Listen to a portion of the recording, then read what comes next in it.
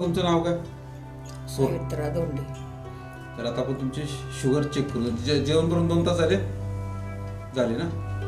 तर sugar check करू आपण.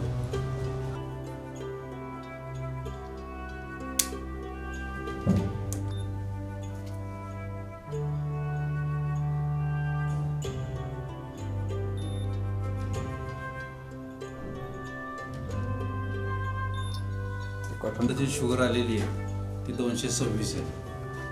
आता आपण यांना हातावर स्प्रे मारणार यांच्या आणि अर्ध्या तासाने परत आपण यांची शुगर चेक करणार. आणि आता बघूया किती शुगर येते ती.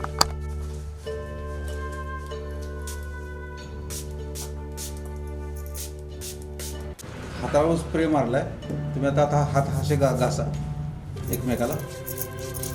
आता आपल्याला बेबीत 1-2-3 ड्रॉप टाकायला. अर्धा तास झालेला आहे. आता आपण परत एकदा बघू तुमची शुगर लेवल काय आहे.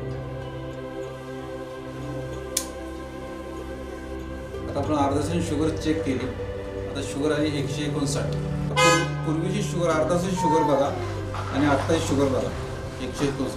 काका तुमची आपण शुगर चेक केली जेवणानंतर, बरोबर? तुम्ही जेवण करून आला 2 तासाने आपण शुगर चेक केली तर तेव्हा तुमची शुगर होती 226, बरोबर?